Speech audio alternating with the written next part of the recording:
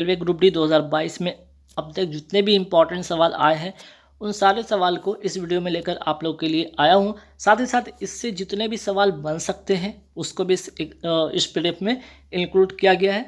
ठीक, तो आगे बढ़ने से पहले एक चीज़ बताना चाहता हूँ आप लोगों को, यदि आपको इसकी पीडीएफ अगर लेनी है जिसमें कि कुल 500 क्वेश्चन है जो एग्ज़ाम में पूछा गया क्वेश्चन है और साथ ही साथ उससे रिलेटेड क्वेश्चन बन सकते हैं, आपको 50 रुपये इसके लिए पे करना होगा। पे किस नंबर पे करना होगा, यहाँ पे एक नंबर दिख रहा होगा, इस नंबर पे व्हाट्सअप भी बना है, इस नंबर पे फ़ोनपे, पेटीएम, गूगल पे किसी से भी आप पेमेंट करके इस व्हाट्सअप पे आप क्या कीजिएगा, स्क्रीनशॉट पेमेंट का भेज दीजिएगा, आपको पीडीएफ मिल जाएगी।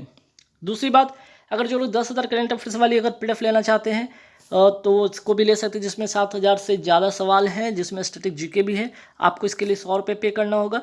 ठीक है, 100 रुपये इसी नंबर पे करना होगा। और जो लोग अगर 8,000 वाली क्वेश्चन चाहिए, साइंस, स्टैटिक जीके, उनको 80 रुपये पे करना होगा। ठीक है, तो ये 3 अलग अलग पीडीएफ अगर जिनको चाहिए वो ले सकते हैं। अगर तीनों एक साथ अगर जिनको चाहिए वो क्या कर सकते हैं, इसके लिए आप 200 रुपये पे करके अगर एक साथ लीजिएगा तो आपको 200 रुपये पड़ेगा, अलग अलग लीजिएगा तो अलग अलग आपको पे करना होगा। ठीक है, तो चलिए आगे बढ़ते हैं और देखते हैं महत्वपूर्ण सवाल क्या क्या एग्जाम में पूछा गया। तो सबसे पहला सवाल देखिए क्या पूछा गया था, इनमें से कौन कृत्रिम पारिस्थितिकी तंत्र है। ठीक है, जिसमें आपको 4 ऑप्शन थे, वन था, झील था, नदी था और धान का खेत था। तो देखिए जो मानव निर्मित होता है उसे कहते हैं कृत्रिम पारिस्थितिकी तंत्र कहते हैं। अब मानव जो निर्मित है इसमें से कौन सा है, वो है धान का खेत। ठीक है, बाकी सभी क्या है, प्राकृतिक है, नेचुरल है।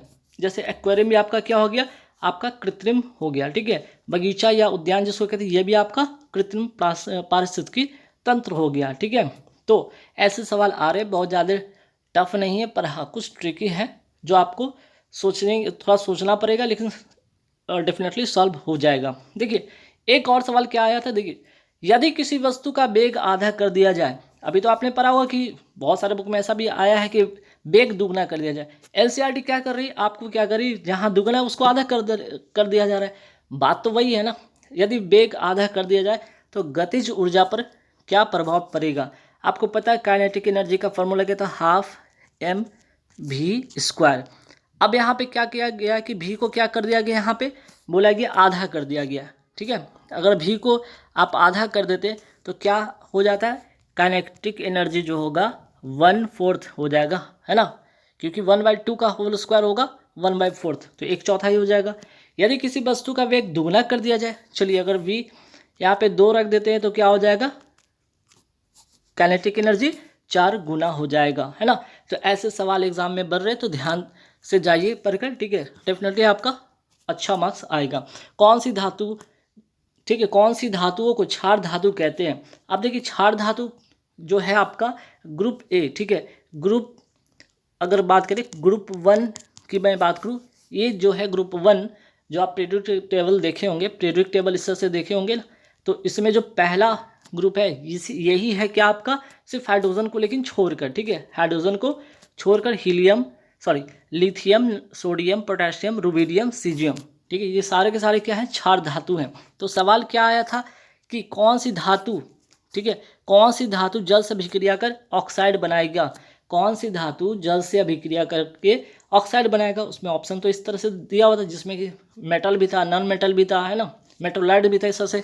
तो आपको यहाँ पे ध्यान देना था, एक ऐसा ऑप्शन डाला था जहाँ से आपको पिक करना था। तो क्षार धातु अगर पता है तो क्या होगा, क्षार धातु अगर जल से अभिक्रिया करेगा तो क्या बनाएगा, ऑक्साइड बनाएगा। और अगर इस तरह से ऑप्शन में आएगा तो आप एलिमिनेट करके भी आप इसको कर सकते हैं। किस क्षार धातु का गलनांक सबसे कम होता है, तो सीजियम का सबसे कम गलनांक होता है। जैसे पीरियोडिक टेबल में ऊपर से नीचे के क्रम में आएंगे, जो क्षार धातु उसका गलनांक क्या होगा, सबसे कम होगा। ठीक है, नेक्स्ट सवाल पे आते हैं, भूकंप आने से पहले किस गैस का रिसाव होता है, रेडॉन का होता है। ठीक, ट्यूबलाइट में कौन सी गैस भरी होती है, तो ऐसे सवाल बन सकते हैं, ध्यान रखिएगा, आर्गन तथा पारे की वाष्प। ठीक है, जो कि आर्गन कैसा गैस है, एक अक्रिय गैस है। ग्रुप अगर बात करें वर्ग 18 में है वर्ष सारणी का, या शून्य वर्ग इसको कहते हैं। किस गैस को स्ट्रेंजर गैस कहा जाता है, जीनोम को। ठीक है, ये भी आपका अक्रिय गैस है, वर्ग 18 में शामिल है। तो तीनों के तीनों क्या है, आपके अक्रिय गैस है, ध्यान रखिएगा। ओजोन परत में छिद्र का जिम्मेदार कौन प्रदूषक है तो CFC अर्थात क्लोरोफ्लोरोकार्बन, ठीक है। क्लोरोफ्लोरोकार्बन इसका दूसरा नाम क्या है, फ्रियॉन, और ये कहाँ पाया जाता है, रेफ्रिजरेटर या शीतलक में आपको पाया जाता है। अब बात करते हैं कि देखिए ओजोन में छिद्र, इसकी खोज किसने किया था, फोरमैन ने किया था। इस पर इसको भी ध्यान रखना है। अब आइए IPL से सवाल आया था एग्जाम में, देखिए IPL से मोस्ट इम्पोर्टेंट, तो IPL का मेरी PDF अगर जो लोगों ने खरीदा होगा, जो लोगों ने मेरी PDF अगर 10,000 करंट अफेयर्स वाली अगर PDF खरीदा होगा, जिसमें कि आपको सारे के सारे 7,000 से भी ज़्यादा उसमें क्या है करंट अफेयर्स से स्ट्रेटेजी के, अगर ये PDF आपने लिया होगा तो डेफिनेटली आपको एक भी सवाल छूटा नहीं होगा इससे, ठीक है। चाहे IPL से या कोई भी आपका योजना से हो, स्पोर्ट्स से हो, कोई भी सवाल नहीं छूटा होगा। अगर जो लोग अभी भी नहीं लिए, जिनका अभी एग्जाम है, बिल्कुल आप इसे परचेज कर ले, 100 रुपये में मात्र मिल जाएगा, ठीक है। चलिए, तो यहाँ पे क्या है IPL, एक तो पहला बात है कि 2022 वाला जो IPL था ये कौन सा संस्करण था, ये तो 15वां संस्करण था, ये याद रखिएगा। इसके पहले वाला कौन सा था, 14वां था संस्करण, ठीक है।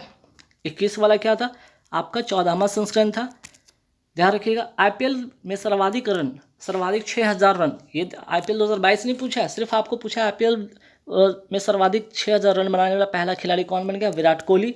अगर सवाल ऐसा आया होगा कि IPL 2022 में सर्वाधिक रन किसने बनाया, देखिए दोनों सवाल अलग अलग है, तो जॉस बटलर, ध्यान रखिएगा, ठीक। चलिए, मुख्य न्यायाधीश की नियुक्ति का वर्णन किस अनुच्छेद में है, देखिए ये सवाल आया था, अनुच्छेद 124 अनुच्छेद, आर्टिकल जरूर पढ़ के रखिएगा, ठीक है। आर्टिकल जरूर ध्यान में रखिएगा, सवाल आ रहे हैं, है ना।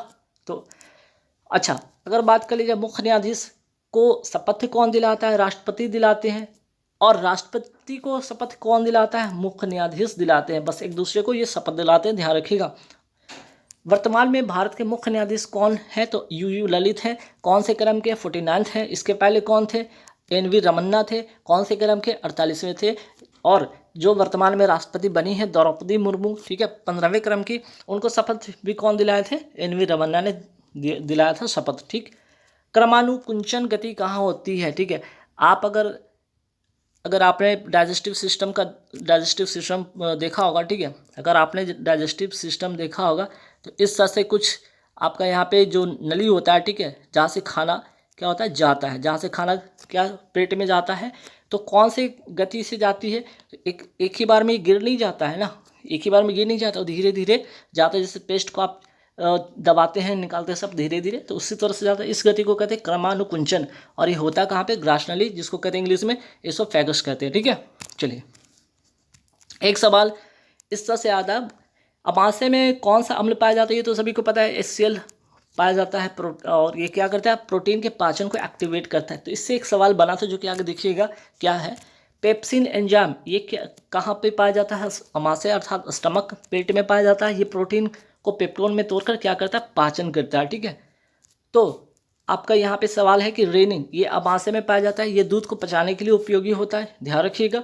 प्रोटीन के पाचन के लिए, देखिए ये सवाल आया था, प्रोटीन के पाचन के लिए HCl जो होता है, हाइड्रोक्लोरिक एसिड जो है आपका, ठीक है, HCl किस एंजाइम को एक्टिवेट करता है, तो आंसर होगा पेप्सिन, ठीक। यही सवाल आया था, पेप्सिन, और ये पेप्सिन क्या करता है, प्रोटीन का पाचन का काम करता है, और HCl जो है किसको एक्टिवेट करता है, इसी पेप्सिन को एक्टिवेट करता है, ताकि क्या करे, वो प्रोटीन को पाचन करे। प्रोटीन किसका बहुलक है, इससे रिलेटेड सवाल बनेगा, जो ध्यान रखिएगा। और प्रोटीन से होने वाला रोग, 2 रोग ध्यान रखिएगा, एक तो क्वासिकोर, दूसरा मैरामस, ठीक है। अब देखिए आवर्त सारणी से सवाल क्या बन सकते हैं कि शून्य वर्ग, इसी को कहते हैं अक्रिय गैस, इसी को कहते हैं नोबल गैस। आवर्त सारणी के किस वर्ग को कहते हैं, वर्ग 18। तो सवाल क्या आया था कि आपका आवर्त सारणी वर्ग 16 क्या कहलाता है, चालकोजन, ठीक है। अगर चालकोजन कहता है तो आवर्त सारणी वर्ग जो है, आवर्त सारणी में वर्ग 17 भी क्या कहा जाता है, उसको भी ध्यान रखिएगा, हैलोजन कहा जाता है। आधुनिक आवर्त सारणी में वर्गों की संख्या कितनी, 18, और वर्गों की संख्या है 18, और आवर्त की संख्या कितनी है, 7, दोनों बात ध्यान रखिएगा। अब देखिए दर्पण सूत्र से रिलेटेड सवाल पूछे जा रहे हैं, तो दर्पण सूत्र का फॉर्मूला ध्यान रखिएगा, 1/v बटा plus 1/u, 1/v plus 1/u equal to 1/f, ठीक है। अगर लेंस की बात कर दिया जाता, ठीक है, यहाँ से अगर लेंस का सूत्र पूछ दिया जाता तो कुछ नहीं करना था, simple 1/v minus 1/u equal to 1/f होता। बस यहाँ पे माइनस और प्लस का खेल, ध्यान रखिएगा। v अर्थात प्रतिबिंब दूरी, u अर्थात वस्तु दूरी, f का मतलब फोकल लेंथ अर्थात फोकस दूरी। तो देखिए मौलिक कर्तव्य से सवाल आ रहे हैं, ठीक है, ध्यान रखिए। मौलिक कर्तव्य किस समिति की सिफारिश पर शामिल हुआ, तो सरदार स्वर्ण समिति की सिफारिश पर हुआ। तो यहाँ से और क्या सवाल बन सकता है, सोवियत संघ से ये लिया गया है, अर्थात रशिया से लिया गया, रूस से लिया गया, ठीक है। ये संविधान कहाँ के संविधान से लिया गया, तो जो सोवियत संघ है अर्थात रूस, उससे लिया गया है। कौन से संविधान संशोधन है, ये 42वां संविधान संशोधन 1976 का है। कौन से अनुच्छेद में है, 51A में। भाग कौन सा है, 4A। और कितने मौलिक कर्तव्य जोड़े गए तो उस समय 10। बाद में 11वां कौन जुड़ा, आपका 86वां संविधान संशोधन 2002 का, जिसमें 6 से 14 वर्ष के बच्चों के लिए शिक्षा का अधिकार दिया गया। नेक्स्ट सवाल पे आते हैं। जो सवाल पूछा गया, पंचायती राज का त्रिस्तरीय रूप किसने दिया था। देखिए ये सवाल आया था, और मैंने इसके पहले वाले जो मेरे 5-6 वीडियो जरूर देख लीजिएगा, ठीक है। उसमें 100+ वाली क्वेश्चन है सारे के सारे, जो एग्जाम ओरिएंटेड है, एग्जाम में पूछे गए क्वेश्चन है। तो उसमें ये बात मैंने ऑलरेडी बता रखा था, बलवंत राय मेहता समिति। तो त्रिस्तरीय पंचायती राज व्यवस्था कितनी जनसंख्या होने पर होगी, ये भी ध्यान रखिएगा, एग्जाम में आ सकता है कम से कम 20 लाख। और त्रिस्तरीय पंचायती राज व्यवस्था 3 स्तर पर होती है। कौन कौन पे, ग्राम स्तर पे, ब्लॉक स्तर पे और जिला स्तर पे। 2 स्तरीय पंचायती राज व्यवस्था का रूप किसने दिया था, ये भी ध्यान में रखिएगा, अशोक मेहता समिति के द्वारा। अब देखिए सवाल अब आया है न्यूमेरिकल से सवाल, ठीक है। न्यूमेरिकल से 3-4 सवाल देखिएगा जो कि इस वीडियो में है, जरूर ध्यान दीजिएगा, शुरू से अंत तक वीडियो को देखिए, स्किप मत कीजिएगा, वरना समझ में नहीं आने वाला है। उत्तल लेंस में वस्तु की दूरी दिया हुआ है, अर्थात यू दिया हुआ है आपका -50। वी प्रतिबिंब दूरी अर्थात वी दिया हुआ 50 सेंटीमीटर। तो आपसे लेंस की क्षमता पूछ लिया गया। तो लेंस की क्षमता डायरेक्ट तो नहीं निकलेगा, पहले लेंस की फार्मूला जो है ये वाला पे अप्लाई कीजिएगा, तो यहाँ से एफ निकल जाएगा, ठीक है। यहाँ से एफ निकल जाएगा, जब एफ निकल जाएगा तो लेंस की क्षमता, ये वाला फार्मूला फिर लगाइए। यहाँ 2 फार्मूला यूज़ हो रहा है, एक तो लेंस का फार्मूला, दूसरा लेंस की क्षमता वाला। तो 1/f पे वैल्यू पुट कीजिएगा, 1/f पे वैल्यू पुट कीजिएगा, तो 4 डायोप्टर इसका करेक्ट आंसर आएगा, ठीक है। देखिए सवाल ये वाला जो कि पिछले वाले वीडियो में मैंने बताया भी था कि सिंधी भाषा संविधान में कब जोड़ी गई थी। तो ये क्या था, मूल संविधान में कितनी भाषा थी, 14। तो 15वीं भाषा कौन सी थी, तो आपका सिंधी भाषा थी। कौन से संविधान संशोधन, 21वां संविधान संशोधन से, ठीक है। और 71वां संविधान संशोधन में कितनी भाषा जोड़ी गई, 3 भाषा जोड़ी गई। कौन कौन, नेपाली, मणिपुरी और कोंकणी। वही 92, ठीक है, 92वां संविधान संशोधन में कितनी भाषा जोड़ी गई, 4। कौन कौन, बोडो, डोंगरी, मैथिली और संताली, ठीक है। तो यहाँ से 1 भाषा, यहाँ से 4 भाषा, यहाँ से 3 भाषा, ठीक है। 4 3 7 1 8 और पहले का 14। अभी वर्तमान में टोटल कितने भाषा है, वर्तमान में 22 भाषा है। मूल संविधान की 8वीं अनुसूची में कितनी भाषा थी, 14, और वर्तमान में 22 हो गई। यही जो आपका देख रहे हैं 8 भाषा जुटा तो 22 हो गया। वायुमंडल, देखिए वायुमंडल से रिलेटेड सवाल आया है, ठीक है। वायुमंडल के जो परत होते हैं ध्यान रखिएगा, जो 4 परत होते हैं, 5 परत होते हैं, ध्यान रखिए। क्षोभमंडल, ठीक है, क्षोभमंडल हो गया आपका, समताप मंडल हो गया, ठीक, आयमंडल हो गया, फिर उसके बाद बहिर्मंडल हो गया। चारों जो 4-5 नाम है ध्यान रखिएगा। पृथ्वी के ऊपर आपका क्षोभमंडल है, क्षोभमंडल के ऊपर आपका क्या है, समताप मंडल है, ठीक है। उसके बाद आपका आयनमंडल है, फिर मध्यमंडल है, फिर आपका क्या है, बहिर्मंडल है, ठीक है। 5 लेयर है, ध्यान रखिएगा। तो यहाँ पे हो गया। वायुमंडल की किस परत में संचार प्रवाह होती है, आयन मंडल में होता है, ध्यान रखिएगा। मौसम संबंधी घटनाएं वायुमंडल के किस परत में होती है, क्षोभमंडल। क्षोभमंडल को इंग्लिश में क्या कहते हैं, ट्रोपोस्फेयर, ठीक है, ट्रोपोस्फेयर इसको कहते हैं। ओजोन परत, हवाई जहाज, ठीक है, और ओजोन परत की मैं बात करूँ या हवाई जहाज कहूँ ना, वायुमंडल के किस परत में होता है, समताप मंडल में अर्थात स्ट्रेटोस्फेयर में होता है। सबसे कम तापमान वायुमंडल के किस परत में होता है, मध्य मंडल में होता है, जिसको कहते हैं मेसोस्फेयर, ठीक। अगर देखिए सवाल ये आया था, सिंपल सवाल था, अगर वायुमंडल ना हो तो आकाश का रंग कैसा दिखाई देगा, काला दिखाई देगा। ये योजना से रिलेटेड सवाल मोस्ट इंपॉर्टेंट क्वेश्चन था। मैंने पहले भी जब मैंने करंट अफेयर्स की क्लास हमेशा ले रहा था उधर पिछले 6 महीने से, तो उसमें आपको जनवरी फरवरी मार्च के जो वीडियो थे उसमें जरूर बताया था कि स्त्री मनोरक्षा योजना किस राज्य ने शुरू किया था। तो इसका आंसर हो जाता बेंगलुरु, कर्नाटक, ठीक है। तो योजना सारे पढ़ लीजिएगा मेरे वीडियो में या PDF में, सारे के सारे योजना एक साथ लिखे हुए हैं, अगर जिनको चाहिए वो खरीद सकते हैं। स्त्री मनोरक्षा योजना किस मंत्रालय के द्वारा शुरू किया गया था, महिला एवं विकास मंत्रालय के द्वारा, और इसके मंत्री कौन है, स्मृति ईरानी, ठीक है। ओम का नियम, देखिए ओम का नियम से रिलेटेड सवाल आ रहा है। वी दे दिया, आई दे दिया तो आर पूछ लिया, आई दे दिया, आर दे दिया तो वी पूछ लिया, तो ऐसे सवाल आ रहे हैं, ठीक है। अब देखिए कौन सा सवाल आया था, एक स्टेशन एक उत्पाद योजना किस मंत्रालय का है, किसने शुरू किया था, तो रेल मंत्रालय ने, और ये 2022-23 के बजट में इसकी घोषणा हुई थी, ध्यान रखिएगा। तो इससे रिलेटेड सवाल क्या बन सकता है, एक जिला एक उत्पाद योजना, एक जिला एक उत्पाद योजना किस राज्य ने शुरू किया, उत्तर प्रदेश। इसकी ब्रांड एम्बेसडर किसे बनाया गया था? कंगना रनौत को बनाया गया था। अल्फ्रेड पार्क में देखिए ये सवाल आया था, सिंपल सवाल था, अल्फ्रेड पार्क में किसने खुद को शहीद किया था? तो चंद्रशेखर आज़ाद ने। और ये पार्क है कहाँ पे? तो प्रयागराज उत्तर प्रदेश में है। अब देखिए आपका नेशनल पार्क से सवाल आया था, मोस्ट इंपॉर्टेंट, ध्यान रखिएगा। तो नेशनल पार्क से भी आप क्वेश्चन पढ़ लीजिए कि तरोबा नेशनल पार्क कहाँ पे है? महाराष्ट्र में है। तो इससे रिलेटेड क्या सवाल बन सकता है? ये भी ध्यान रखिए। अंसी नेशनल पार्क कहाँ पे? कर्नाटक में। अंसी नेशनल पार्क कहाँ है? कर्नाटक में। सलाल परियोजना किस नदी पर है? चेनाब नदी पर है। कहाँ पे? जम्मू कश्मीर में। माजुली द्वीप कहाँ है? तो ब्रह्मपुत्र नदी पर। कहाँ पे? असम में। सेला सुरंग ये कहाँ है? अरुणाचल प्रदेश में। तो देखिए आवर्त सारणी से क्या सवाल बन सकते हैं कि आवर्त सारणी में कितने वर्ग और कितने आवर्त हैं? 18 वर्ग और 7 आवर्त हैं। अब देखिए ये सवाल आया था कि 20 ओम तथा 30 ओम को समांतर क्रम में जोड़े, ये इसकी फार्मूला है। इस पर वैल्यू पुट कीजिएगा, आपका आर क्या वैल्यू आ जाएगा, ठीक है, 12 ओम।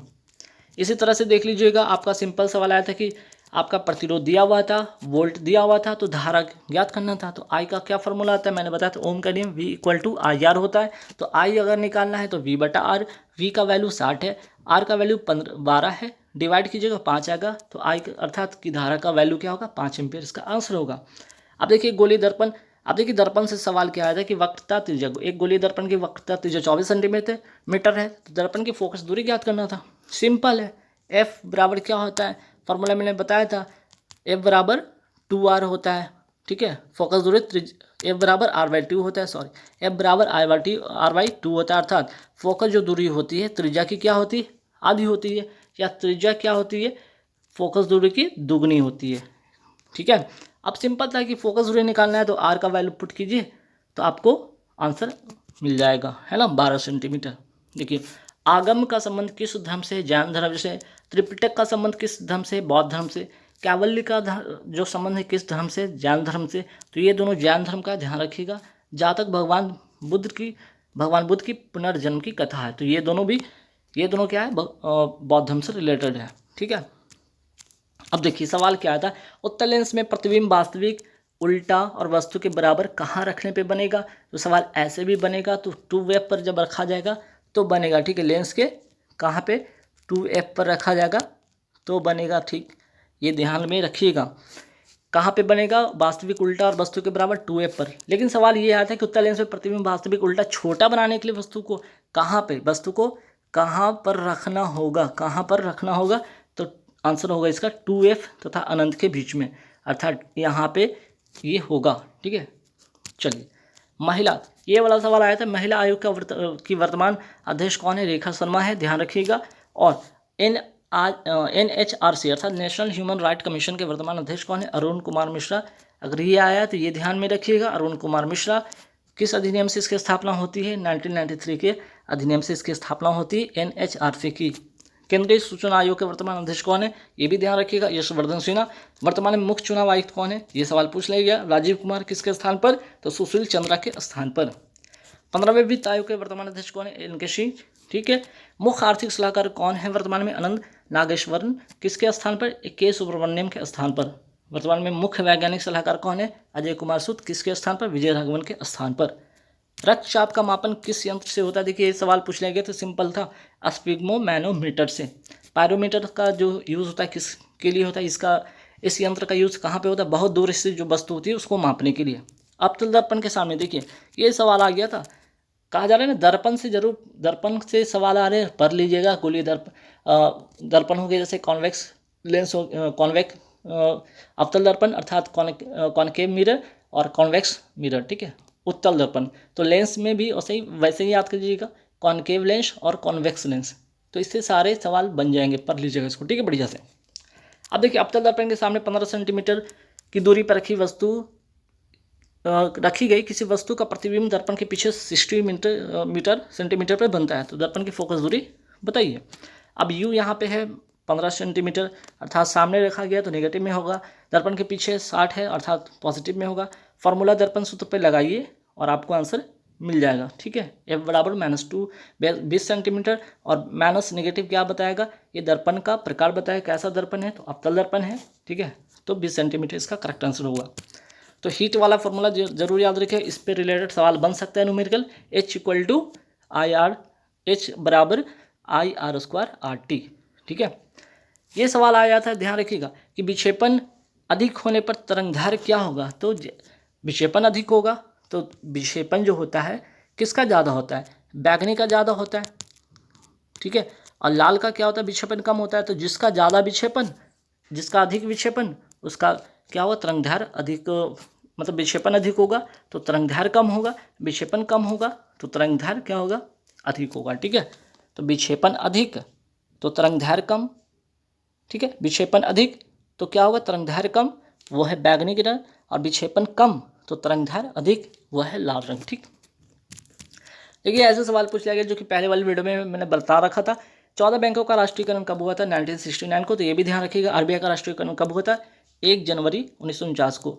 SBI का राष्ट्रीयकरण कब हुआ था, 1 जुलाई 1955 को। विश्व में वनों का, ये देखिए सवाल आया था, दोनों सवाल आपके अलग अलग शिफ्ट में, अलग अलग डे में आए हैं। विश्व में वनों के मामले में भारत की रैंक क्या है, तो 10वां। वहीं विश्व में वृद्धि के मामले में, विश्व में वनों की वृद्धि के मामले में भारत की रैंक क्या है, तो 3रा। ठीक है, अब देखिए ये लंबाई प्रतिरोध पे सवाल आया था कि लंबाई दुगुना करने पर प्रतिरोध का पर क्या प्रभाव पड़ेगा। तो प्रतिरोध का मैंने फार्मूला बताया था रो। ठीक है, आपको क्या बताया था, रो L/A। ठीक है, तो आपका प्रतिरोध का आपका लंबाई से डायरेक्टली प्रोपोर्शनल होता है। अगर ये बढ़ेगा ये भी बढ़ेगा, और एरिया से क्या होता है, इन्वर्सली प्रोपोर्शनल होता है। अगर ये बढ़ेगा तो ये घटेगा। ठीक है, तो लंबाई दुगना होगा, अगर लंबाई दुगना होगा तो प्रतिरोध भी क्या होगा, दुगना हो जाएगा। ठीक है, तो ये फार्मूला जरूर ध्यान में रखिएगा, इसी पर सवाल आ रहे हैं। प्रतिरोध बराबर रो L/A। लंबाई बढ़ेगी तो प्रतिरोध भी बढ़ जाएगा, अगर एरिया क्षेत्रफल बढ़ेगा तो प्रतिरोध घट जाएगा, क्योंकि इसकी डायरेक्ट इन्वर्सली प्रोपोर्शनल रिलेशन होता है। तालाब, झील, वन तथा उद्यान या खेत में कौन कृत्रिम पारिस्थितिकी तंत्र है, अभी मैंने बताया था। इसका आंसर हो जाएगा उद्यान खेत। जो मानव निर्मित होगा वो होगा आपका कृत्रिम पारिस्थितिकी तंत्र। अगर पारिस्थितिकी तंत्र इकोसिस्टम की बात हो रही थी, ये शब्द किसने दिया था, टेंसलर ने दिया था, ये भी ध्यान रखिएगा। देखिए सवाल योजना से फिर से आया है, भू स्वामित्व के लिए कौन सी योजना शुरू की गई, PM स्वामित्व योजना। इसकी शुरुआत होती है 24 अप्रैल 2020 को इसकी शुरुआत होती है, और उद्देश्य क्या है, नागरिक को उनका मालिकाना हक दिलाना। पंजाब हरियाणा उच्च न्यायालय कौन सा, ये सवाल आ गया था। अमरावती यहाँ पे अमरावती नहीं होगा, यहाँ पे इसको ये तो आंध्र प्रदेश का है, जो कि 25वां है और नवीनतम है। तो पंजाब हरियाणा उच्च न्यायालय यहाँ पे लिख लीजिएगा चंडीगढ़। हालांकि पीडीएफ मैं ठीक करवा दूंगा, चिंता मत कीजिएगा। ठीक है, तो पंजाब हरियाणा, बात हो रही पंजाब हरियाणा। ठीक है, तो पंजाब हरियाणा उच्च न्यायालय कौन सा है, चंडीगढ़ है, और आंध्र प्रदेश में है कौन सा है, नवीनतम 25वां अमरावती उच्च न्यायालय। ठीक, पुरुष हॉकी, देखिए पुरुष हॉकी का ये सवाल आए थे, पुरुष हॉकी एशिया कप 2022 का खिताब किसने जीता था, ये तो सभी को पता होगा कि पुरुष हॉकी एशिया कप 2022 का खिताब किसने जीता, दक्षिण कोरिया। लेकिन सवाल भारत वाला पूछा था कि पुरुष हॉकी एशिया कप 2022 में कांस्य पदक किसने जीता, तो भारत ने जीता। ये आयोजन इसका हुआ कहाँ, तो जामनगर इंडोनेशिया में हुआ। ठीक है, ये तो हो गया आपका कांस्य पदक हो गया। दक्षिण कोरिया जो है कि गोल्ड जीता, तो सिल्वर किसने जीता, ये भी ध्यान रखिएगा, सिल्वर आपका जीता मलेशिया। तो दक्षिण कोरिया ने किसको हराकर जीता, तो मलेशिया को हराकर एशिया पुरुष हॉकी एशिया कप जीता था। बात कर रहे हैं, ये देखिए ये सवाल यहाँ पे आया था कि WHO ट्रेडिशनल मेडिकल सेंटर कहाँ शुरू किया गया, जामनगर गुजरात में। फिर सवाल देखिए क्या आया था, हार्टफुलनेस योगा एकेडमी कहाँ स्थापित हुआ, हैदराबाद में। धातु के ऑक्साइड कैसे होते, क्षारीय, अधातु के ऑक्साइड अम्लीय। लवलीना बोरगोन वाला सवाल भी ध्यान रखिएगा, ये आया है एग्जाम में। लवलीना बोरगोन ने टोक्यो ओलंपिक में कौन सा पदक जीता था, कांस्य पदक। कहाँ की खिलाड़ी, असम की, और किसकी खिलाड़ी है, बॉक्सिंग की। देखिए फेस्टिवल से सवाल आया है, फेस्टिवल की पूरी एक PDF की ही वीडियो मैंने डाल रखा है यूट्यूब पर, जाकर देख लीजिएगा, प्लेलिस्ट में मिल जाएगा। सरहुल कहाँ का त्यौहार है, झारखंड का। और GI टैग से भी रिलेटेड सारे के सारे PDF में आपको मिल जाएंगे कि केसर का GI टैग किसको मिला, जम्मू एंड कश्मीर को मिला।